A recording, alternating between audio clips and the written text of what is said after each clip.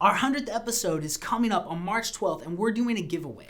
Yes, and to enter, go ahead on the giveaway post, tag 3 friends who aren't already following us, and then if you want to enter a second time for a bonus entry for this giveaway, go ahead and subscribe to our YouTube channel and then send us a direct message with your YouTube username so we can keep track and enter you in for that bonus entry. Yeah, for third place, we're going to be giving away a coffee gift card and stickers. For second place, we're going to give away third place prize plus a CC&C mug and t-shirt. And then for first place, we're going to give away all of that plus a pour over machine made by our friend Matthew that has our logo on it and a coffee hangout with me, you, and Tyler. Make sure you go and you enter for this great contest. Yes, you don't want to miss it. We'll be announcing the winner on the 100th episode on March 12th.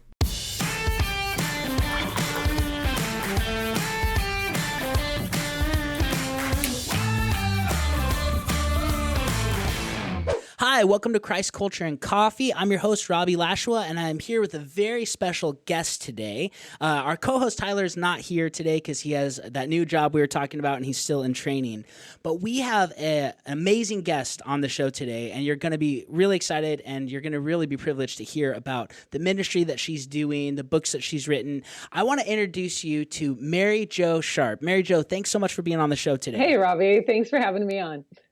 Yeah, so you just recently came out with a new book called Why I Still Believe, A Former Atheist Reckoning with the Bad Reputation Christians Give a Good God. That is an awesome title. Thank you. It's a long title, right? It is a long title. No, but that is great. So I know my wife's read some of your other books, like Why Do You Believe That? Living in Truth. You've written a lot of different books and done a lot in apologetics. So we are so grateful to have you here on the show to kind of talk about your story and what God's been doing in your life through apologetics. Hey, all right. Let's do it. Now, before we get started, because this is Christ Culture and Coffee, the coffee is the least important part of the show, we think. But we always like to ask our guests if they like coffee. So question number 1, Mary Jo, do you like coffee? A little too much, yes. Amen. No, is there such a thing? Is that even possible? Well, we're glad you like it. What kind of coffee do you like to drink? What's one of your go-to drinks? Oh, I am a black coffee drinker. I really like to taste the bean. But I really don't want anything in it. That's awesome. I completely, like right now, black coffee. Do you have a specific, now this might be getting too detailed, but do you have a specific region of the world that your favorite coffee comes from, like Guatemala or Rwanda or the Jamaican Blue or anything like that? Ooh, I don't know. I mean, we have enjoyed some Ethiopian coffee. Yes. So that's been one that I can think of. I don't know if that's my favorite, but that's the one that I know that I like. Yeah, Ethiopian coffee is so good. The African coffees are they have like fruity notes to them, where like the South American, they have more like a cocoa and dark cherry flavor and things like that. So I agree. I really like African coffees a lot. I went to Rwanda last year. My friend's a missionary out there, and he hooked me up with all of these different coffees, and they're so, like, I'm spoiled now. I can't just drink like regular stuff. I'm a complete snob. Yeah. So. That's what my husband says about living up in the Northwest. He's like, I could never go back. So just, I'm sure. Like, my coffee snobbery has just hit a ceiling. Like it's busting through now. That's awesome. That's okay though. That's a good thing. God made every seed-bearing plant, right? Yes. For us to enjoy, and we've really taken advantage of that with the coffee bean. So, well, hey, let's dive into talking a little bit about you and your new book and all the things that God's been doing in your life recently. So, just a little background for our listeners. So, you were raised in the Pacific Northwest in a non-religious family, but so. You started to identify as an atheist at a certain point. Can you tell us when that happened and why you started to identify as an atheist? Yeah, actually, it's a weird question for me because I didn't really know I was an atheist. Not until later, not until actually I got into studying apologetics and started hearing the terms theist and atheist. But what I grew up as was a person who I would say I'm a product of my culture in that we're very postmodern. We're very relativistic, considered somewhat post-Christian up in the Northwest. And Oregon itself has been quite a non-religious state for some time. I found some articles on it dating back into the 50s and 60s. So I'm a product of my environment. I wasn't raised in church, but I was raised with a healthy sense of awe and wonder at the universe in which we lived. And a respect for the beauty that I saw all around me in the Northwest in nature. And I like that, my dad was a huge Carl Sagan fan. I like to tell people he loved Oh, wow. cosmology. I have a picture of him laying on an Oregon beach with Cosmos just draped across his chest. He was asleep while I had been reading it. That's great. So that's my background, is no church, but very much steeped in nature and science shows and in the arts. I was a musician. I play. Nice. Yeah, I actually got an undergrad in music education and taught in Really? public schools. Yeah. So what instruments do you play? well, you have to play all of them to get an instrumental music ed degree. So I play everything badly, except my primary instrument, which is saxophone. Yeah. Oh, really? That's cool. Yeah.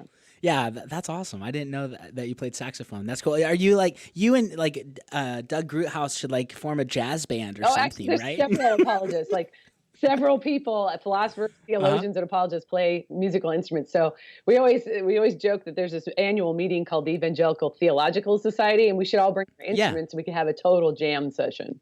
That would be really cool. Yeah, you couldn't be called the Apologetics though, because there was already a Christian band called that back in the day. Remember, they spelled it with an X, but yeah. Yeah. So coming well, that's full really circle, cool. I didn't know I was an atheist until later. I didn't know that my background was void of God. I wasn't even agnostic. I was just not a believer in God at all, and had no reason to. Interesting. And didn't really trust religion. From what I grew up with, a very shallow view of Christianity, so religion seemed odd to me. And I thought people who were religious were sort of the fringe people. I didn't know, that there were so many people across the world that were religious in nature. Interesting. So eventually, obviously, you found your way to trusting in Jesus, faith in Christ. Can you tell us a little about that story and how that happened? Yeah, so I did have that awe and wonder at the beauty I saw around me. And I had experiences in my band program in high school. I was in a very good band program. So we would play these amazingly beautiful works of art. And I kept thinking, what is this all for? What is this supposed to be pointing me to? What's the meaning of this? How do I know that my life has meaning? And so there were questions of meaning and value that I didn't well form as an older teenager, but I know I was asking these questions and that I was searching. And at that same time that I was having sort of this search for meaning and purpose and value, I had a high school band director who I greatly respected. Of course, I became a band director. Oh, wow. And he was a Christian who hadn't actually shared his faith with anybody else publicly. And so he was burdened for me. And so he took a risk and he shared his faith with me my senior year of high school. Wow. At school or? Yeah, we were at school. Wow. We went outside of the building, but we were at school. Okay. And he was a good friend of the family's as well. So he gave me a Bible and he said, Mary Jo, when you go off to college, you're going to have hard questions. I hope you'll turn to this. And prayed with me. And he hit me at just the right time when I had questions and I was looking for answers. And so I actually began to read that Bible. It was an NIV 1 year, so it had readings for every day. Okay. So I was reading, parts of the Bible every single day, and I got to the point where I came to belief that there was probably a God, and I needed to check out because this God, this concept of God, started ticking all the boxes. Like, oh, this is why I think I have meaning. Oh, this is why I believe in justice and injustice. These are things that are really important. Like, it started making sense of the universe. And so when I went off to college, I actually did like sort of the opposite thing. I didn't go off to college and lose faith. I went off looking to, find out what faith was all about, and went to church on my own. You were rebelling from your atheistic family's background and going to church. That's right. Experimenting in college. Right. Yeah. The wild fermentation of church life. That's so funny. That's fascinating. Your story reminds me of, Justin Martyr, right? 2nd century apologist. So reading about his conversion is fascinating because he was studying philosophy. And then one day he went to take a walk on the beach and there was an old guy he met who was a Christian who introduced him to the Lord, and he became a Christian then and there. And then he goes on to write all these apologetics books. It's kind of like your story. There was a teacher that was just faithful to share truth with you. And now you're out there doing all this stuff. It's really interesting. I don't know that my story's going to end the same as Justin Martyr, who we get the Well, let's hope. Yeah. Let's hope not, right? But yeah, hopefully your books will continue to be read for, hundreds of years maybe after you're gone. That would be awesome. So, well, hey, so now in your story, you eventually, like you said, you start going to church and you start experiencing a weird culture shock when you kind of joined the Christianese world, right? Can you tell us a little bit about what happened there and your experience with that?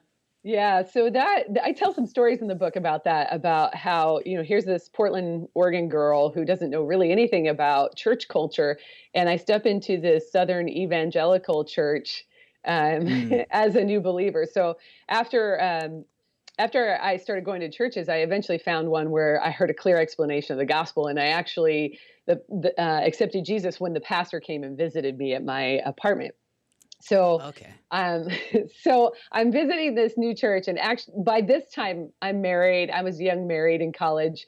I was one of those girls that met my husband and knew that we were going to get married right off the Oh bat. yeah.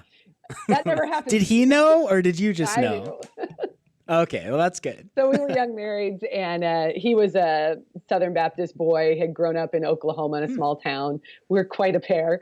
Wow, what a difference between the two of you. Yeah, that's interesting. That's what we say. God has a good sense of humor putting us together. Yes, he does. So we're going to this church, and I'm nervous because this, I just became a believer, and this is going to be my first worship experience where I tell the church I've become a believer and all that.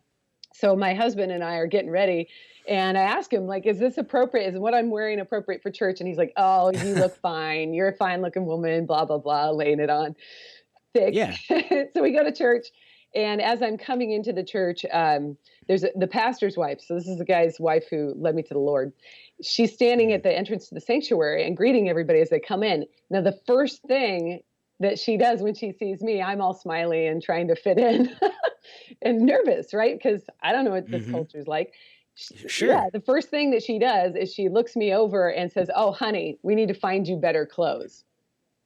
Oh, that's That's awful. like, hello, welcome to the church, right? Jeez, yeah, that's terrible. So that I shared that in the book as an instance of many things that happen. It's an example of the kinds of things I experienced where I sort of feel like people were trying to make me fit the culture rather than trying to disciple me to become more like Jesus.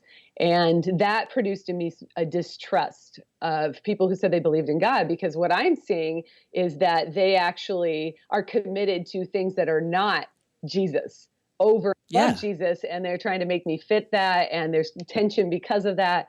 So I began to say, you know what, I don't see these people as really believing the Bible. I actually see them as, that's something they profess, but in their daily lives, they're just wallowing in their vices. They don't even try. I saw patterns of ugly behaviors where people weren't even trying to live as though the Bible were true. That caused a lot of distrust in me. And I transfer. At first, it starts with, did they really believe in God? I don't see people who really believe in God, and they're holding themselves accountable to this Bible. But isn't that? And that's what happens so often. I mean, I've talked with a lot of atheists as an apologist and as a pastor, and one of the biggest complaints from them is, why does God allow evil is usually number one. But the number two is Christians don't act like Jesus. The hypocrisy right? issue. Yeah. Yeah. And sadly that's true. Yeah. So, and it's hard, I think, sometimes for people to think through, how do I distinguish between what a religion or what a teacher says and the doctrines versus how well the followers are adhering to it, right? That's a tough thing that people think through, because their initial introduction to it, like you going to church, is how do people act towards me? Yeah. And so we really have a cool opportunity to be Jesus' hands and feet, but we also have a huge opportunity to screw it up when we let legalism or other things get in the way of what Jesus says. Yeah, and that's actually a very important point, because if you look at the scriptures in John 17, you have Jesus in the garden praying before he goes to the cross, and one of the things he prays for is that we'll all be one. So he's praying that there's to be this great unity in Christ. And he says, so that the world will know that, God has sent him. So it's this huge part of our apologetic. Actually, Francis Schaeffer calls it the final apologetic. The way that we love one another is a huge testimony to the world that Jesus is really who he said he was.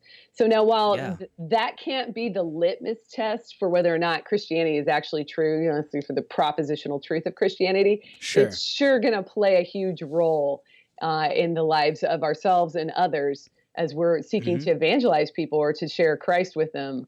If they don't see it and they think we're a bunch of hypocrites, and we're not admitting when we're wrong and we're not working on our vices and we're not trying to become more Christ-like, these are things that are going to keep people from wanting to be a part of our community. No, that's the truth of it. And I was recently reading about, the Christian movement of the first couple of centuries after Jesus' death. And those people were insane about loving their community. Like, they would enter into places and they would serve the sick and the diseased at the point of where they got sick and diseased and they got killed from it. But they didn't care when the rest of pagan society was trying to ostracize themselves from these sick people. Or you even think about the Christians who would go to the public dumps in the Roman Empire and take little girls that were left for dead and adopt them and raise them as their own. Like, that's the type of Christianity that spread throughout the Roman Empire. Yeah. And then we're over here chastising people for not dressing like our Southern Baptist culture. It's so fascinating to me because oftentimes I think, would Jesus be allowed to come to my church? Because he drank wine. Would he be allowed in? Because he didn't dress necessarily right in our cultural norms. It's so crazy, these ideas that people get about what it looks like to have church protocol versus why don't we just follow what our Lord and Savior, the guy we call, we name ourselves after.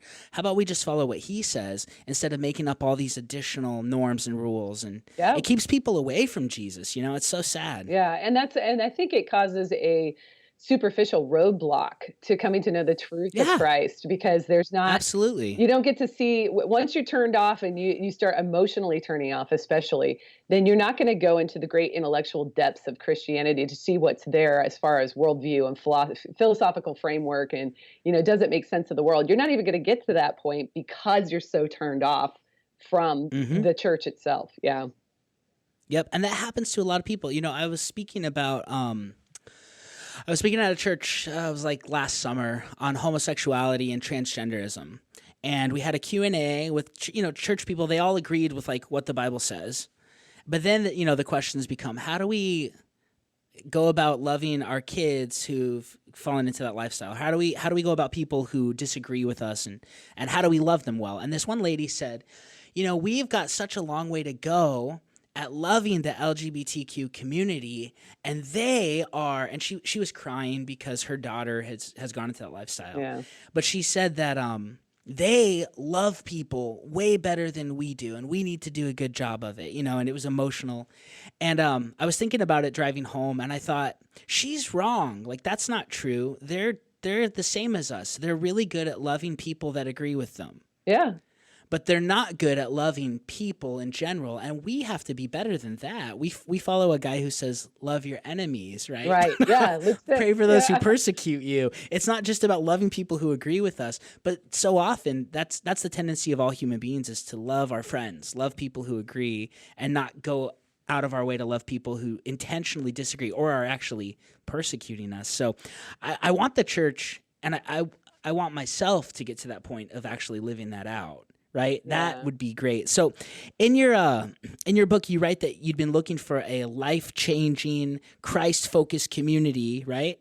And that you didn't really come about that when you entered into the church. So how did that affect your seeking truth, your pursuit of God? What happened with that encounter? Yeah, that's the thing, is I was looking for the source of all this truth, goodness, and beauty in the world. And I thought, I found the people that are looking for this and giving their lives over to this. And then I got in the church and I found people who are they're just people. They're like everybody else, right? They have all the same problems of everybody else. But getting in ministry and starting to see some of the more ugly things that happen in communities of people when you're in leadership, that started to really impact my faith for ill, in the fact that I say, my faith in people had kind of flatlined and my faith in God needed resuscitation. I needed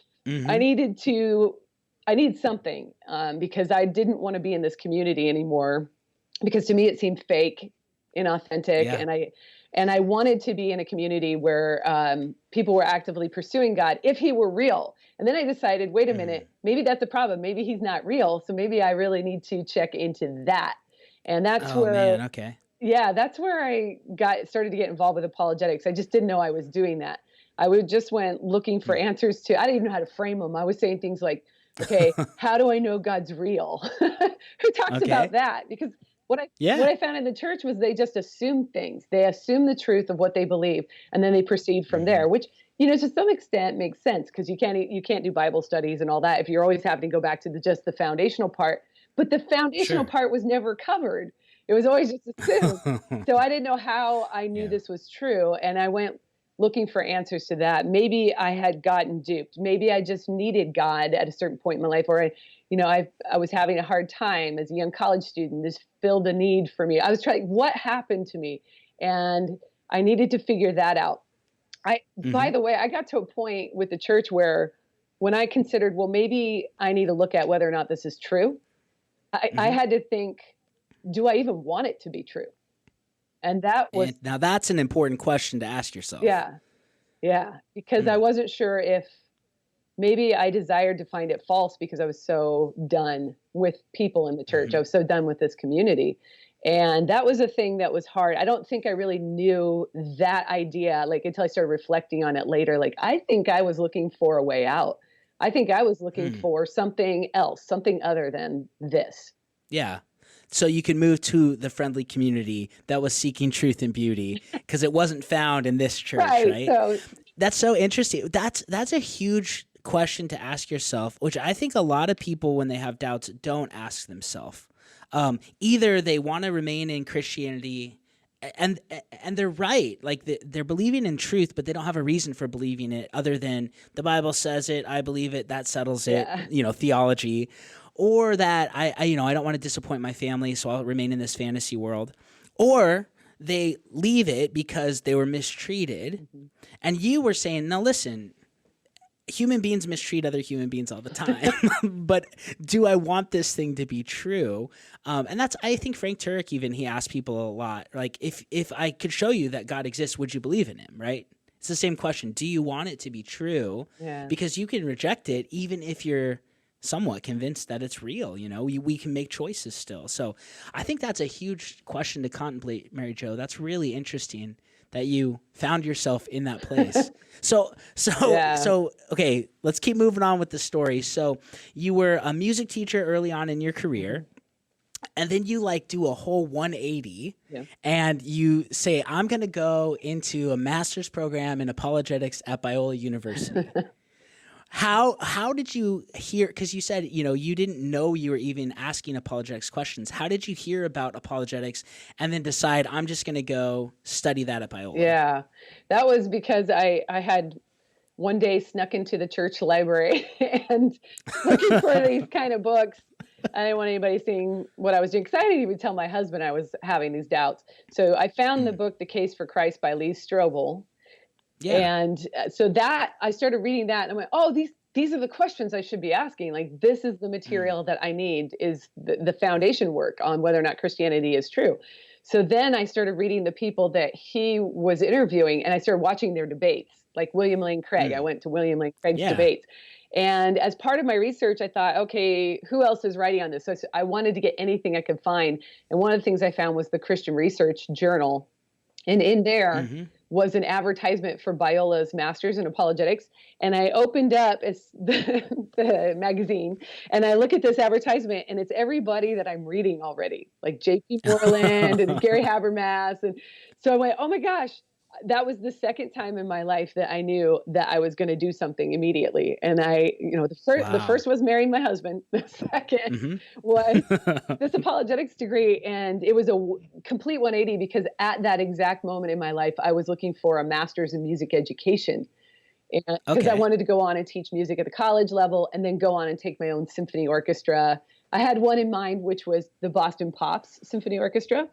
Oh, wow. So, for those of you who are unfamiliar, that's John Williams' orchestra. He used to be there. Oh. And he wrote all the Star Wars music, the Harry Potter music, Indiana Jones. Yeah, he's a big-time movie composer. Yeah. Dreaming small there.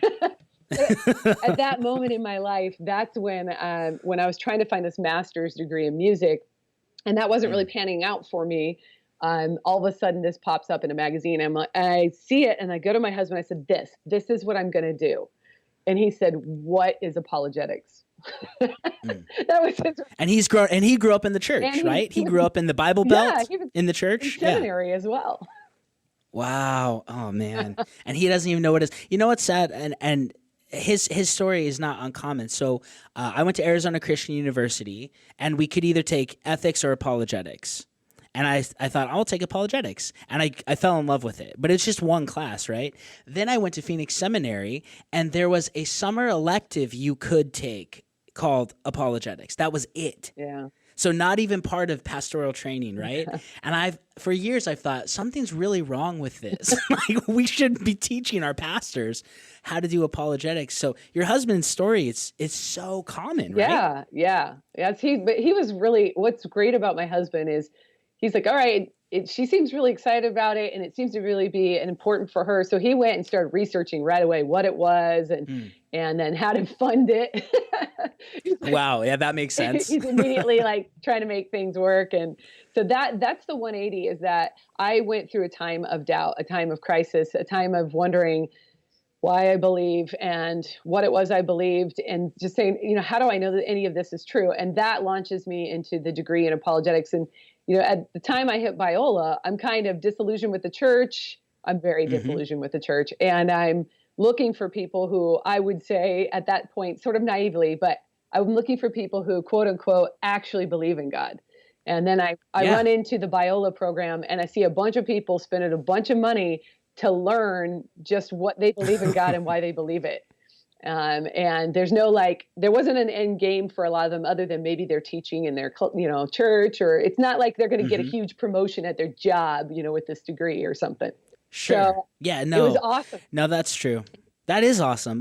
And again, I get no royalties from Biola. Actually, I had to pay them a lot of money for my degree from there, but I can't highly recommend that program more. It's so good. And also what's going on with you guys at Houston Baptist, I say that's probably the next best apologetics, in my opinion. That it's great what you guys are doing over there and all the profs that you have. And I'm hoping that more Christian universities will develop apologetics programs. I know Colorado Christian, right? They announced that they're having the Lee Strobel School of Apologetics starting up, and that's where we need to go. And I would like to see apologist be synonymous with pastor again. Exactly. Because that's what it used to be. And so, yeah, really excited about what's going on at Biola. But let's talk a little bit about, okay, so you go to Biola, you get the knowledge, you see real Christians who love Jesus, who are intelligent and have reasons for what they believe. And now you are an apologetics professor at Houston Baptist University. Yeah. So how that is like a crazy leap from I'm really sick of the church. Now I'm involved teaching apologetics to a bunch of Christian kids. So in your teaching, you kind of base it on helping other people understand their faith, which builds confidence, but then also be able to share their faith and their arguments with other people so that they can go out and evangelize well. But you have, I think you have an interesting leg up with this because you've seriously doubted your faith, and apologetics is kind of the thing that brought you to faith. So I grew up in the church. I don't have that. My story is more like your husband's, right? So you have a credibility with atheists that I don't necessarily have. And how have you found that to help out with your teaching at HBU and your writing and your speaking? How's all that kind of coming together with what God's done throughout your whole life?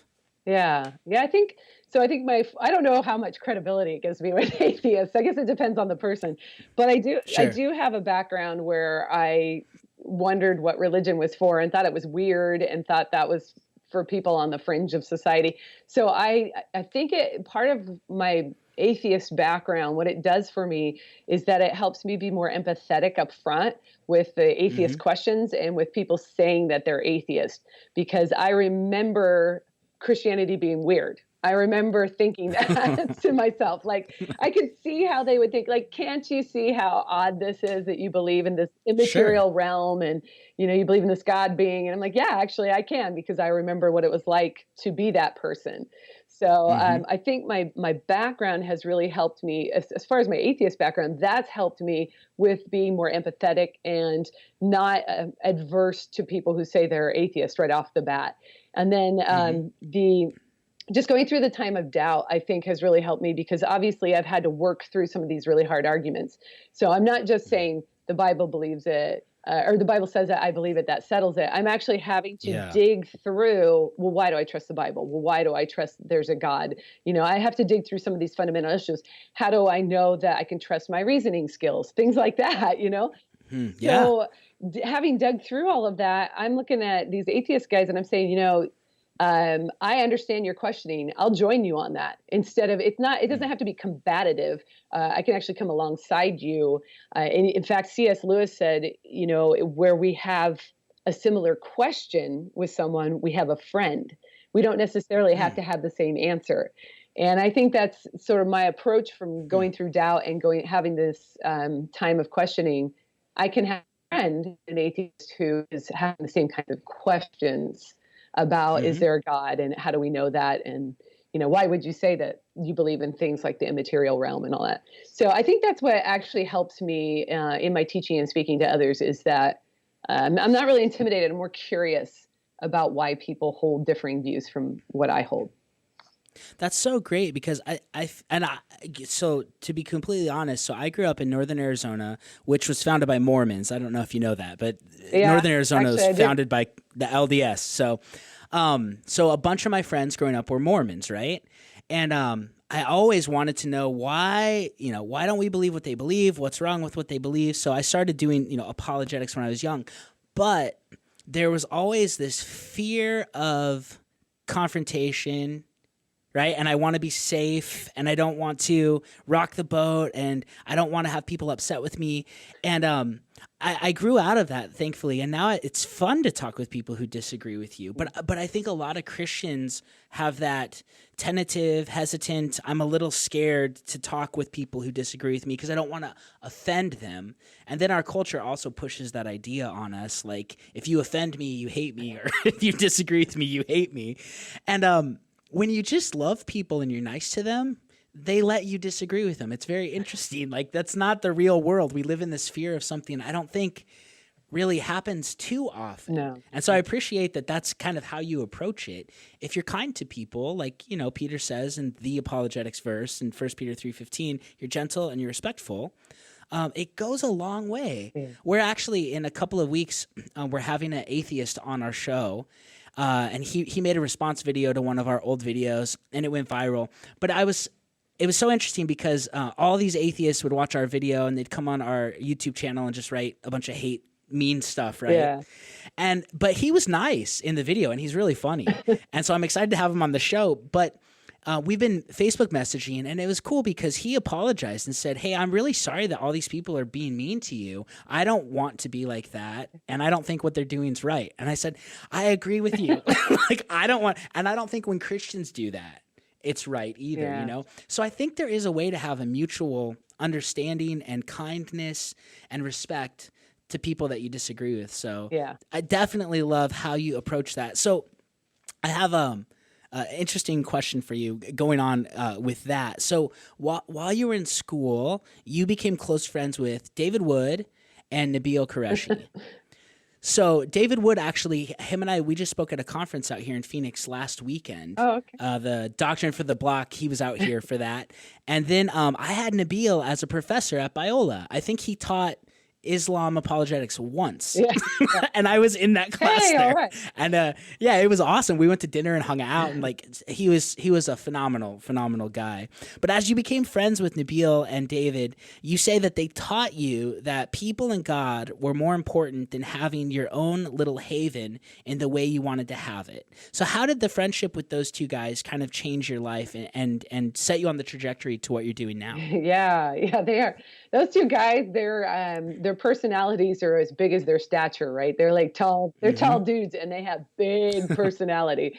But for me, those two guys, one of the first ways that they changed me was that in my church experience, they were the first two that really took me seriously for the ideas that I had, for the thoughts that, I was thinking about. How do I know God exists, and how do I know what religion has truth, and those kinds of things. They really were the first two guys that really respected me and my opinion.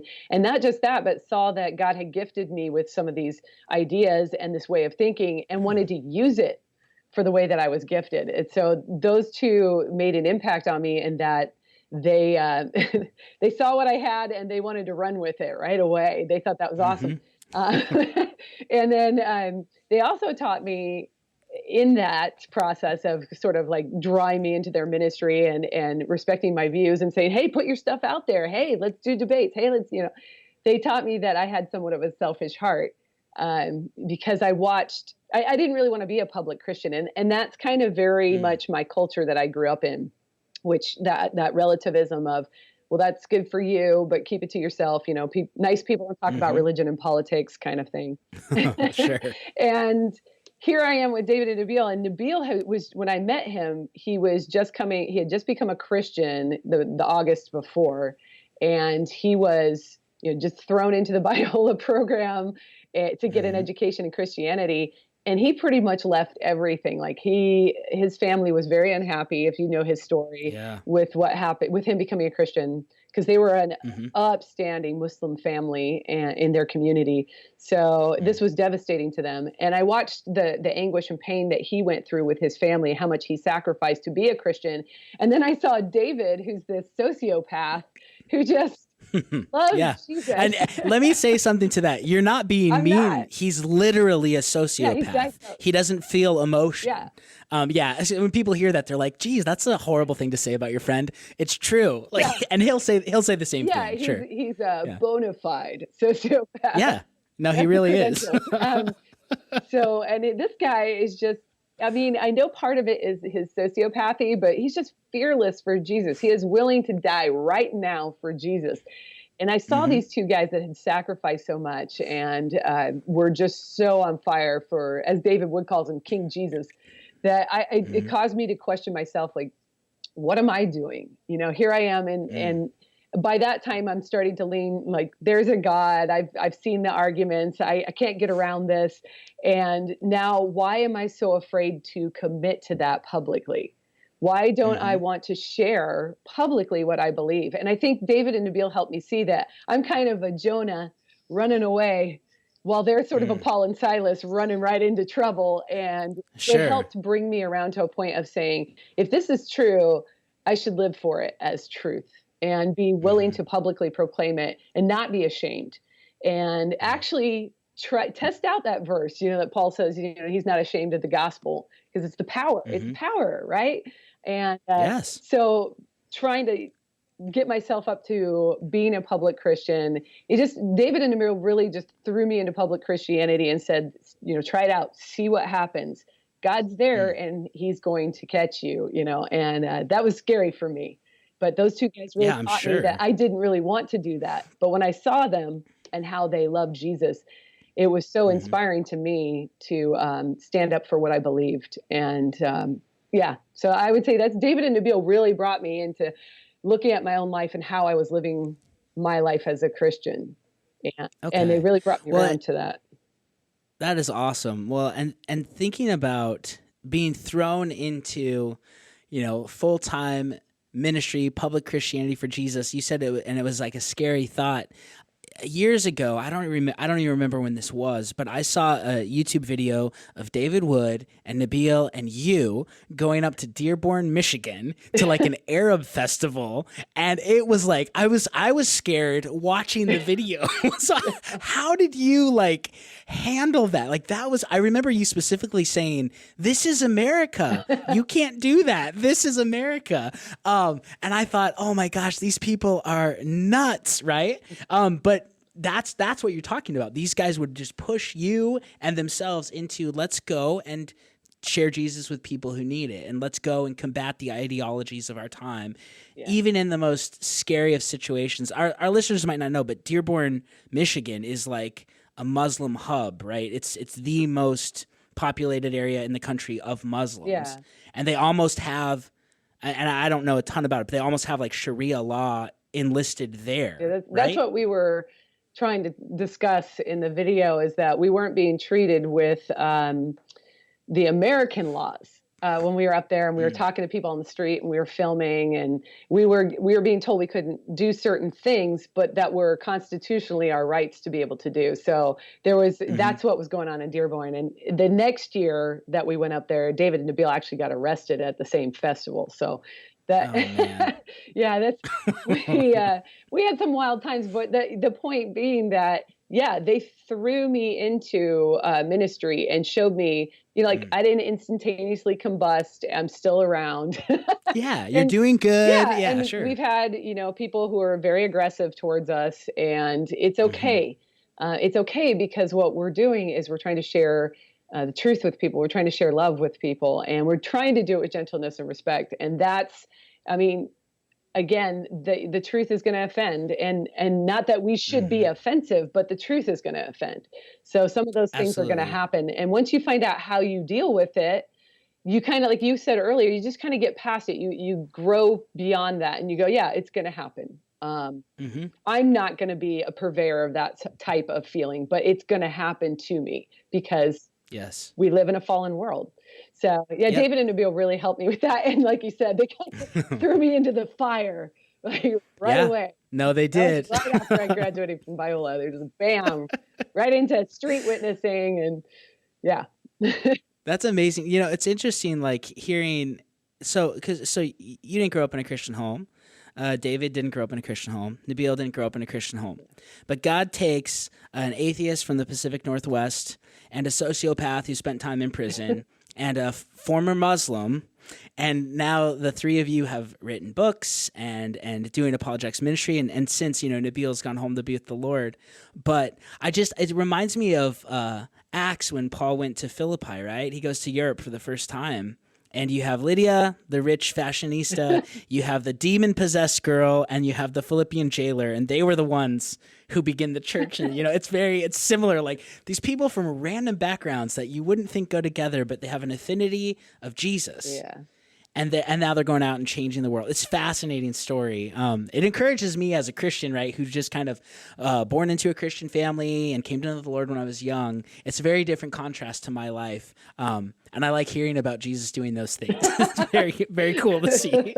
He can use anybody, right? That's what we're getting at. Now, he can use anybody, and he can even use people who grew up in the church, right? Yes. I have to remind myself of that sometimes too. It's like, I've heard so many people say, I have a real boring testimony. Yeah. And I heard a guy one time say, think about all that God saved you from, right?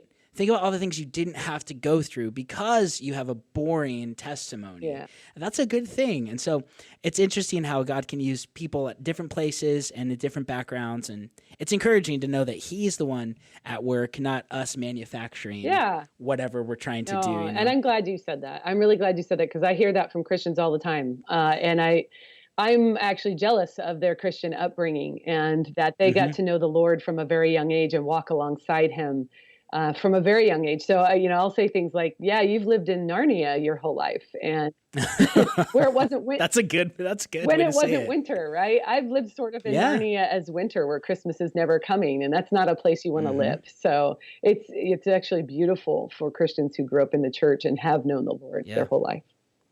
Yep, it is. Well, so as a Christian, you aren't obviously free from people coming against you and attacking you. You're definitely not free from suffering and evil intruding your life. So how have you dealt with the problem of evil and suffering in your own life as a Christian? And kind of what has God taught you through those things? Yeah. So the problem that we're dealing with, the problem of evil, which is one of the most frequent objections to the existence of God. And so for me, there's sort of two parts to this. There's the theoretical and the experiential. And in the book, I treat this one debate that I was reviewing where the debater brought up this question of suffering. He's like, hey, if there's no pain and suffering in the world, then the force of the question about God's existence in light of all this pain and suffering just goes away. And I was thinking on that, and I thought, yeah, we all experience pain and suffering, and to different extents and in different ways and in different encounters. And so the difficult reconciliation for me is to bring together the knowledge of the problem of evil with the experience of the problem of evil. And I think that's really hard for a lot of people because we're all going to experience evil but we don't spend a lot of time thinking on it, on the concept of evil, or why we think it's a real thing that happens, why we think there is pain and suffering in the world. In fact, we don't tend to engage it until we're in the middle of something like crisis level or trauma level. And then we tend to get blown up because we're not thinking well at that point, because we're hurting. So the experiential really makes it difficult to think about the theoretical if you don't spend time on the theoretical. Like, so what do you believe about good and evil? And I had to do that myself. Why do you think there's a way things should be? Why do you keep saying there's justice and injustice? There's good, there's evil, there's right, there's wrong. I kept looking back through my own life, and I believe that there's a way things should be. Like, racism is wrong. Being a bigot is wrong. Just marginalizing people is wrong. But what do I mean that's wrong? What does that mean? What kind of standard am I comparing that against? So am I saying there's a way that people should be? There's a standard. Like some kind of standard that we're not living up to is what I seem to be saying. And that's what I'm seeing in this world. But the problem is, what is that standard? Well, it seems to be a standard of good, some kind of standard of good. This isn't the way things should be, racism, bigotry, all that. But there's a way things should be. And it's a world in which all of that doesn't exist, or a world in which we all do what's right to each other and love each other and all that kind of stuff. So that standard of good seems to be there for everybody, no matter how they flesh it out in their culture, no matter what time we live in. So what is that standard? And for me, as a Christian, as a person who grew up without Christianity and then later on became a Christian, I started looking through the options. Well, what's out there to explain this standard of good that we all use? And I'm not going to go into the full detail of this, but long story short, I keep coming back to God as the standard of goodness. And the Christian God and his qualities and his attributes seem to be the kind of thing that we're all looking for. And that's why, for me, the Christian story best explains that there is a standard of good, that creation was originally good, but now it is not, because we've used our good gifts to do really bad things. And so we have this, Christians will call it a fallen world, because there's death and destruction in the world as a result of evil. So not only do we see that explained in the Christian story, but we actually see an answer to that in the Christian story. Yes. And that's what really this makes sense to me, right? We're the ones causing the problem. So we're looking for that goodness, that standard to come back and help us. We're looking for that savior to make it right, because that's the only kind of thing that can make it right, because we're the ones making it wrong. And so you see God doing that in the person of Jesus Christ. You see him dying on the cross, taking the consequence of evil, and then defeating the consequence of evil by overturning death and rising from the dead. So he's restoring life where there was death as the result of our evil.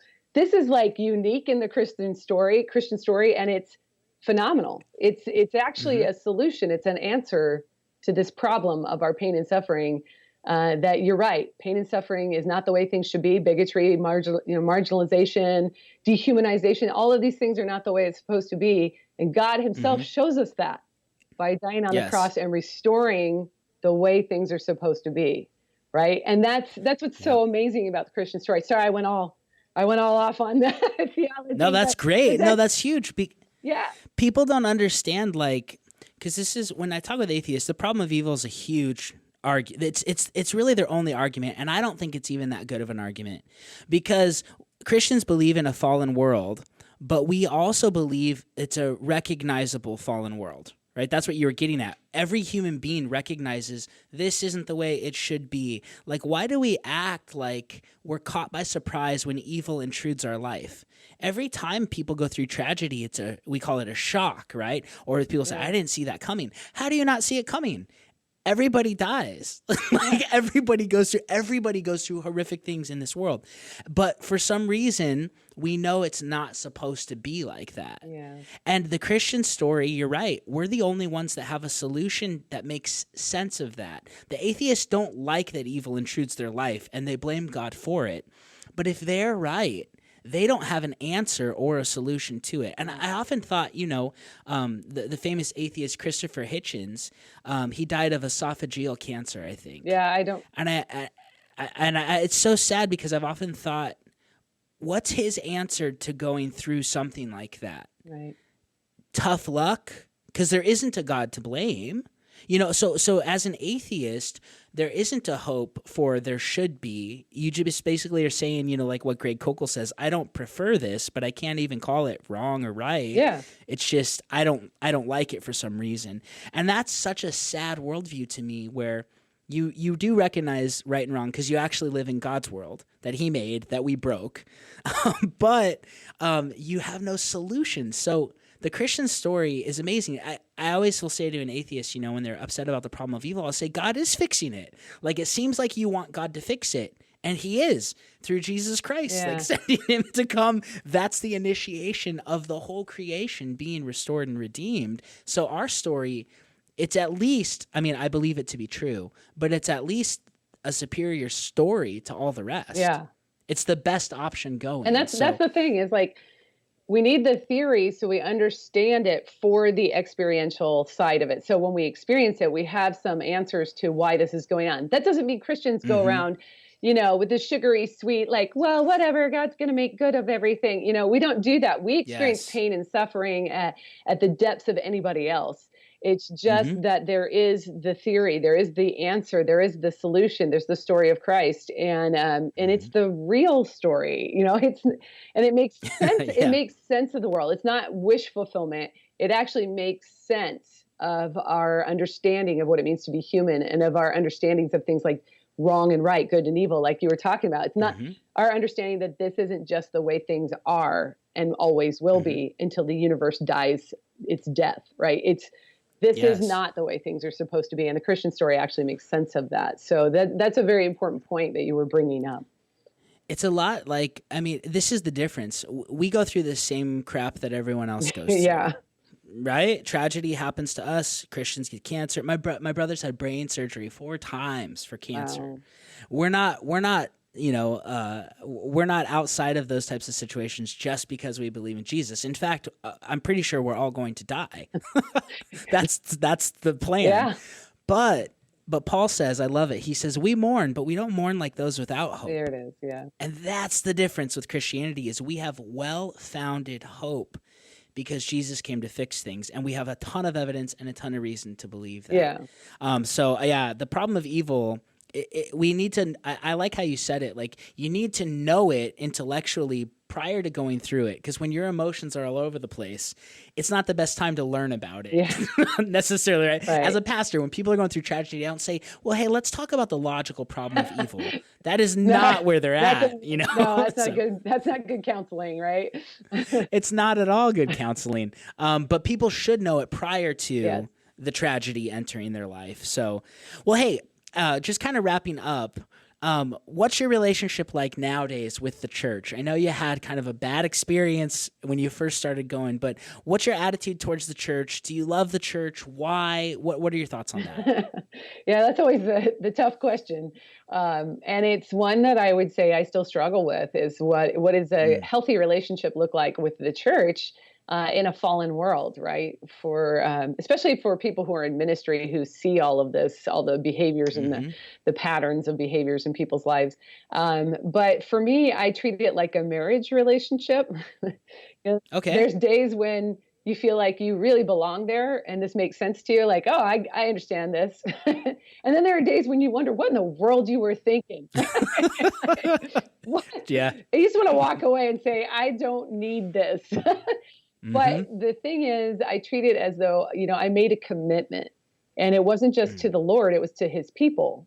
Yes. And going back to Luke 6, which you mentioned early in the podcast, was that, Jesus said, love your enemies. If you keep going, he says, do unto others as you want them to do unto you.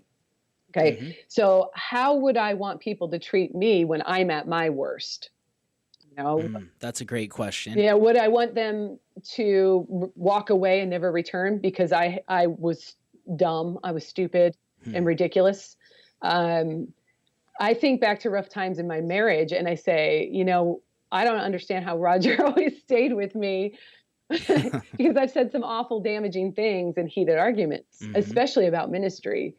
But I continue to love the church like Roger continued to love me because he knew I was just struggling. He knew that I Mm, was a human being who had flaws and yep. that I needed to be loved in my worst. And now I do want to caveat and say, there are situations in churches, like I'm not saying you should stay through abuse or anything like that. Sure. No, of course not. But what I am saying is like my relationship was with a lot of people who said a lot of horrible things to backstabbing, gossip, marginalization, all of that stuff. And Mm, I'm trying to do to them what I would want others to do to me, whether or not they return it. And I think, whether or not they're good to me. And I think that's the beauty and the genius of Jesus in that teaching is that he knows people aren't going to return good to you.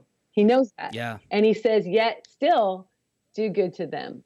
And Hmm. that's how you stay in close relationship with your Lord and Savior when you're doing what's right, when you're doing what's good. And that's how my relationship with the church, I'm still trying to work through what does that look like. But Yeah. at the same time, I can tell you for sure that I'm not going to respond in kind to people who aren't doing good to me. Hmm. Yeah, Mary Jo, that's so wise. And I've been youth pastor, and now I'm associate pastor of Apologetics, and I've been working in full-time ministry for 14 years now, and I have been the most hurt I've ever been in my life has always come from Christians, not non-Christians, Yeah. right? And that's probably because I'm around more Christians than non-Christians, at work and stuff, especially. But the other thing that I think about a lot is that, because I'm still trying to work out my relationship with the church. How crazy is that? Yeah. Like, as a pastor, like you're constantly working through Yeah. it. And one of the things that I heard a long time ago that helps me immensely is that as a pastor, as a servant to the body, like you are, we are a servant to God's people, but they aren't our master. Right. And that helps me think through issues like when people are mean to me, I can say they didn't really mean that. Maybe they're just having a bad day. Yeah. I've had bad days, right? It's things like that where you go, they're not dictating to me how to serve them. I follow Jesus, but I can overlook their stupidity or their arrogance or their legalism or right, all of these things that exist in people. And I thank God that people have done that with me. Yes.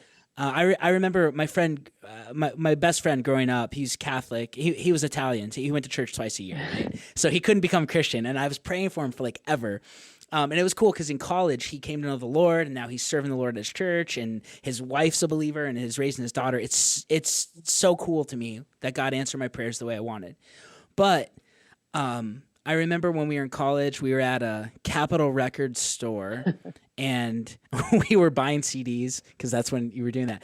And he was talking about going into business because he's really business-minded, and I was just so arrogant to him, and I said, well, yeah, that's not the same as what I'm going to do, serving Jesus. Like, this is so much more important than your life.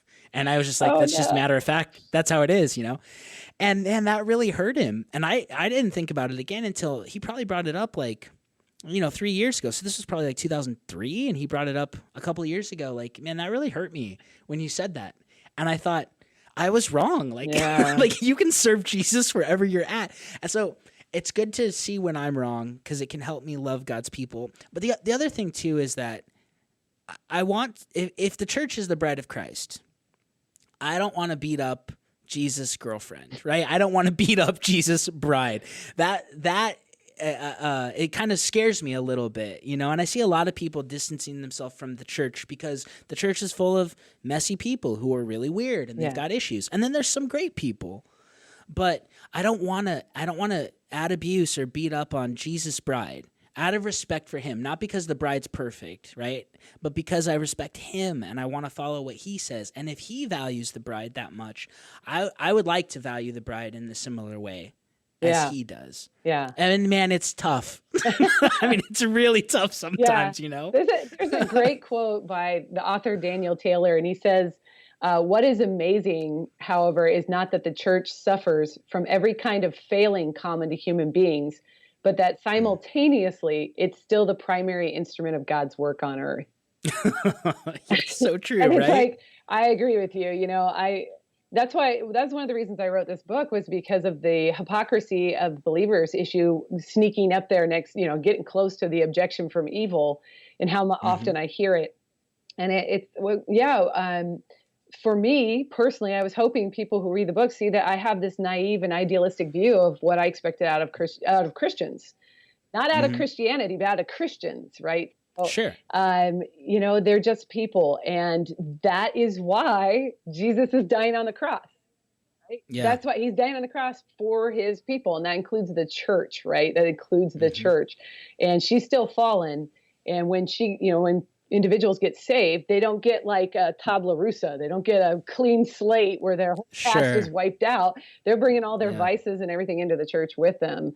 And that's what we're having to deal with. I mean, it would happen I like to say, I got hurt in the church, but I could go to an atheist donut eating society, and there would be the controller, there would be the insecure person, there would be the gossip, they're everywhere. It doesn't matter if you're Christian, atheist, Muslim, Hindu, whatever. We're all people. We have the same basic nature, and we all have the same failings, as well as triumphs. And so I have to remember that, that I have this phrase of like, I'm living in this tension of the beauty of salvation and the beauty of God's creation alongside the ugliness of human hypocrisy. And that is the tension that I will live in until Jesus returns.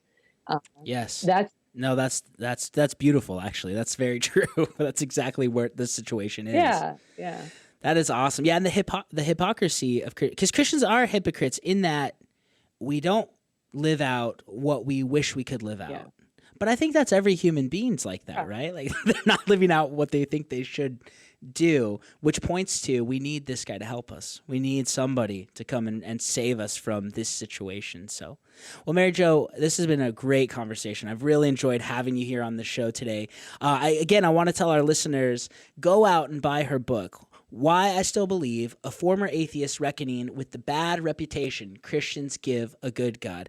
And try not to be a Christian that gives Jesus a bad reputation. Like, I think that would be a great goal for 2020. So go out and buy that. It's on Zondervan. Mary Jo, if people would like to look at your other books and the ministry that you're doing, where can they find you? Oh, MaryJoSharp.com.